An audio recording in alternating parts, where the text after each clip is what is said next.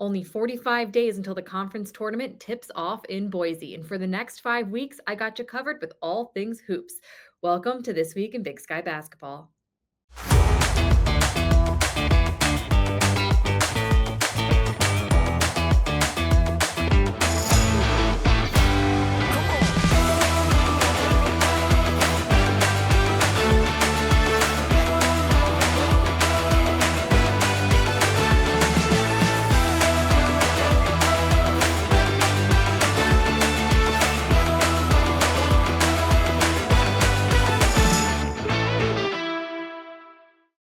Hello and welcome to This Week in Big Sky Basketball. I'm your host, Megan Robinson. The NAU women were voted preseason #1, and so far this year, they've been living up to those expectations. They secured back-to-back wins over the weekend to improve to 5-1 in conference play, with 2 key games ahead. Who better to talk Lumberjack basketball than the program's winningest head coach, Loree Payne? Coach Payne, your team owns the best start in program history. They're currently 5-1 in the Big Sky, tied for second place with Idaho. How would you assess your season so far? I think we've had a pretty good season so far. Obviously, we were picked to finish first, and we played a really challenging non-conference schedule.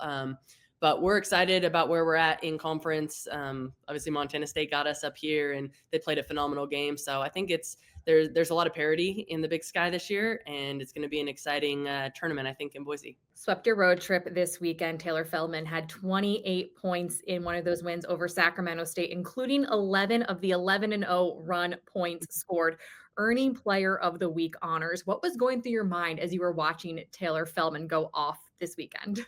Yeah, Tay's had an incredible year this year. She's really stepped up and taken over that point guard spot, and she is truly the floor general out there. And she can score. The kid can absolutely score, and so it's good to see her kind of settling into her own and really stepping up and knocking down big shots, especially down the stretch in a lot of games. In your win over Portland State, it was really the defense that sort of made the biggest difference. And you mentioned specifically the rebounding. Why were your ladies able to win that rebound battle? They were relentless on the boards. We talked a lot the last couple games. We've gotten out rebounded, and that happened a little bit in preseason. A team out rebounded us pretty good, and we lost that game. And so we really focused on that in non-conference. And then as conference came up, obviously we got out rebounded a few games in a row, and so we really hit it hard going into the Portland State game. That's going to be a huge difference in the outcome. So I was just super happy for the kids, and I'm proud of them for their relentless pursuit on the boards. Taylor Feldman had a great weekend. Someone who's been having a great season is, of course, Sophie Glancy. It feels like every week she has another standout performance. How has she grown from game 1 of this season in non-conference play until now? Yeah, Sophie's a beast. I love to watch her play. She's can score at will down on the block, and to have kind of I think right now the top 2 scorers in the league is something that we're really excited about. I think we have a lot of depth, especially in our starting 5, to be able to put up a lot of points. And so Sophie's grown so much since her freshman year, and I'm just proud of her for her consistency. Getting back to the double-double. She is the double-double queen, and we will definitely keep going to her when we need big buckets. Looking ahead to this weekend, you're back in Flagstaff hosting Eastern Washington in what will be a Big Sky Championship rematch, and Idaho in that battle for second place with the Vandals. What are you looking forward to most about these 2 matchups this weekend? Yeah, 2 really good teams. It was fortunate that we got to watch them both play last night and get a feel for them headed up here. But Eastern is definitely super solid, and Idaho's playing really well. So it'll be 2 really tough games this weekend up in Flagstaff. The other fun aspect of this weekend is, of course, the Astro Jack games. You'll be wearing your alternate identity uniforms. How fun is that to get to wear a different uniform for these games? It's super exciting. The kids are excited. We do a little auction with it for NIL stuff. So it'll be a fun weekend, and definitely something new and exciting around campus. Well, Coach, I wish you the best of luck on Thursday and Saturday in those 2 pivotal Big Sky matchups. Awesome. Thank you, Megan. UNC sits atop the men's standings. Up next, hear from 3-time Player of the Week and Bears standout Langston Reynolds. I had wandered for thousands of years. My always had to run and hide. Hey, how's it going? But I think I found a place I can explore the rest of my days. My first photo, Another left. taken in Pocatello, Idaho. Perfect. Your footprint is welcome. Welcome back to This Week in Big Sky Basketball. I'm Megan Robinson, joined now by UNC guard Langston Reynolds. Langston, Northern Colorado is riding an 8-game win streak, undefeated in conference play, first in the Big Sky. What is working so far for the Bears this season? Honestly, I'll just say our team chemistry. We're a lot closer as a team. We always hang out. We're always talking about how we can get better, and I think we're just not satisfied, especially with early success, because we know it's a long season. You talk about team chemistry. How does this team's chemistry compare to past teams you've been on? I would just say, past previous years, we just have younger teams, and this year I feel like as an older team, we all kind of want the same things. And I think we all just kind of value what we need to do to get done. So I think that's just a big piece of it too. You had a win over Sacramento State this weekend. It was tightly contested, lots of lead changes in that game. What can a close win like that teach you about your team? Pretty much that we have a lot of grit. I mean, it's not the first one of the season. Obviously, we've already had 2 so far, and I just think that we know as a team that those little wins and close games are going to help us down the road, especially when we get to the Big Sky tournament, because every game is pretty much going to be like that. On a personal level, last season you averaged 6.2 points per game. You're now tied as the team's leading scorer, almost 17 points per game. What do you think, or what did you do this offseason to improve your game? Man, I just stayed in that gym. I mean, I've always kind of just been a gym rat, and I just think this right now around this time it's just really showing. I don't really think about it too much, but I think just staying true to myself and just keep doing what I'm doing. You've been the Big Sky Player of the Week 3 times this season, leads the conference with those 3 honors. How do you maintain that high level of play so consistently? Honestly, I would just say just go all the way back to the summer. I mean, I just always try to keep an edge. Always try to, tell myself even every day that I'm not satisfied, like I want more. But I think just honestly just take care of my body, even after the fact I have a quote unquote good performance. But yeah, I just think just everything I do after the game kind of helps me keep doing what I'm doing. It's obvious you've improved on the court. The numbers show that. How do you think you've improved mentally from last season until now? I think, like you said, mentally is a really big piece of it. It's not just, what you do on the court. You have to kind of believe in yourself and have like that strong will and mental toughness as well. Because, you got to be able to perform in all types of conditions and places, at home, on the road. So I think for me, it was just, looking myself in the mirror and just having that talk and saying, there's going to be bad days, there's going to be good days. Just regardless, you got to keep going. When you think back to freshman Langston all the way until now, where do you think your game has grown or improved the most? Honestly, I would say my footwork and just how I've been, growing in the weight room. I would just think that would be a big piece of it. I'm still kind of athletic. Just still kind of, playing my normal game from when I was a freshman. I just think the little things I really focused on really got me to where I am now. When you think about Langston off the court, where do you think you've grown the most? Basically, I would say mentally, and, just the way I take care of myself after the game, just the recovery behind it, just, taking it really serious and just knowing that that's a big piece of why I'm doing what I'm doing now. What caused that shift for you to really take care of yourself after the game, not just in warm-ups or on the court? That last game of the Big Sky tournament last year really, it hurt, honestly.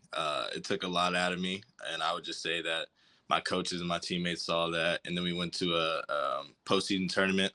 And I think after that, I just kind of realized that, I can be a really good player in this league. I just have to show and just work for it. And I think I took that next step for me. This 8-game win streak that UNC is riding is a new program record in the Division I NCAA era. How do you keep it going this weekend on your road trip? Honestly, just taking it one game at a time. I think, a lot of people just get overzealous and just kind of worry about, down the road. But I think, like I said, we have a very mature team. I think we all know that it's going to take one game at a time. one scout at a time, just kind of locking into that and then worry about the next game. The preseason tennis polls are out, and after the break, the coaches of both number one teams join the show.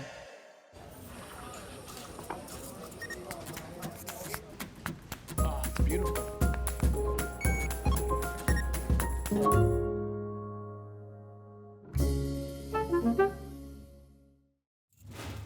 Welcome back to This Week in Big Sky Basketball. I'm your host, Megan Robinson. The 2025 preseason tennis polls are out, and for the first time in 6 seasons, a team other than NAU is at the top of the Big Sky, the reigning tournament champion Sacramento State. Head coach Sophie Brio joins the show now to discuss the Hornets' upcoming season. Coach, not only were you voted number one, you were a unanimous selection, received all of the 8 first place votes available. What do you think it is about your team that earned such high respect from the rest of the conference? I think, since I started a few years ago, we've put in a lot of hard work and, we've shown that, we want to win and, our goals were to win the conference. And we have such a hardworking, dedicated team. They put in the work every day. And, I think it's just a reflection of the hard work of, the team, the staff, the coaches. We all want the same thing. And, we have been working for it for, I would say, a long time. Coach, a bulk of your lineup is back this season. I believe it's 6 of your 8 ladies returned from last year. What does it mean to you to have so many of your players back to hopefully repeat as tournament champions? I think it's a great advantage. They've, won it before. So they have, they know what it takes. They know what you have to do every day to, win the championships. I think it's definitely an advantage. But, also the repeating, winning it back to back is also a struggle by itself, I think. So, we're not going to take it easy. We're going to stay humble. We're going to stay hungry and, put in the work every day. You're entering your 4th season, or you're in your 4th season as head coach of your alma mater, inherited a team that had won just one dual match in the season prior. Now you're the reigning Big Sky tournament champions, preseason number 1. Why do you think you were able to turn this program around in such a short amount of time? I think belief, that we can do it. I think that's the biggest thing. I've won myself, the Big Sky Championship as a player. So I think I knew what it takes to win, what work you have to put in. And I think I just, showed them the vision.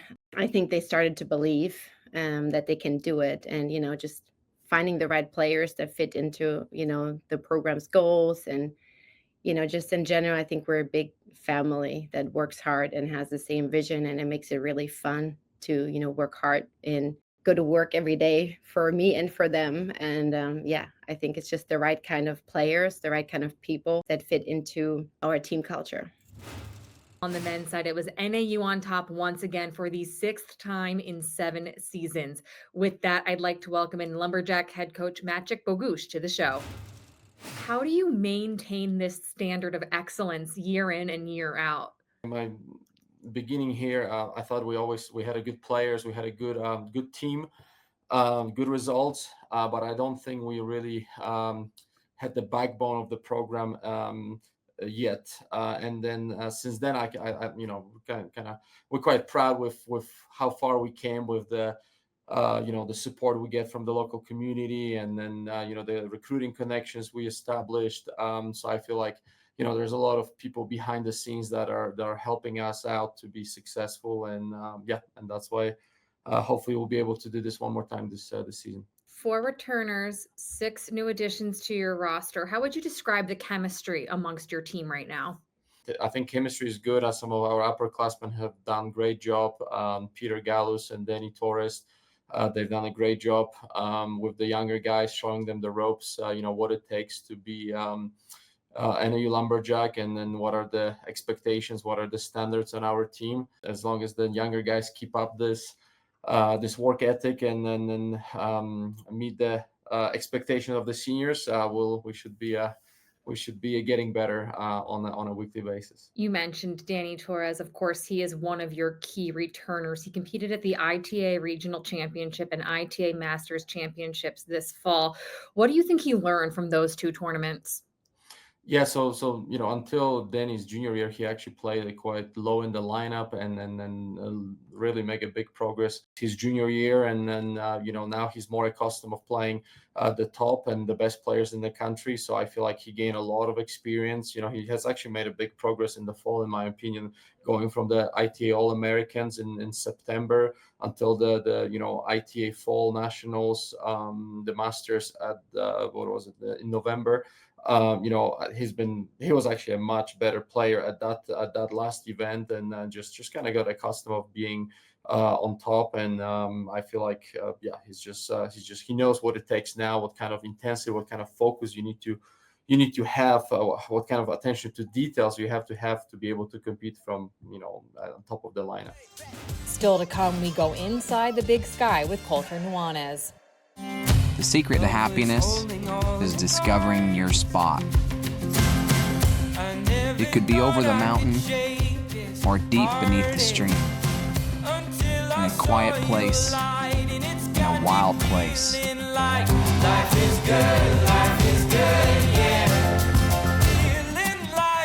The question is, where does your spot take you? Pocatello. Life is good here.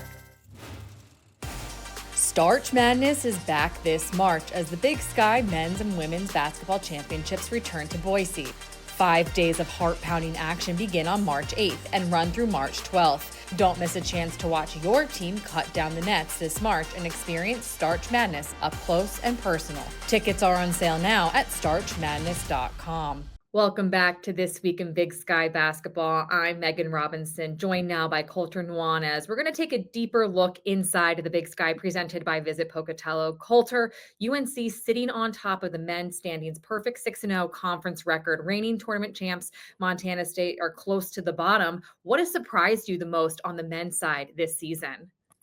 Well, certainly those two, definitely. It's been interesting to watch at Northern Colorado because Northern Colorado has actually had a ton of star power over the last several years, and they've been middle to like top of the bottom tier of the league, even with guys like Dalton Connect. And then when Connect left and that whole group sort of moved on with Bodie Hume and Matt Johnson and all those great players that didn't really have the season that I think that they expected to have.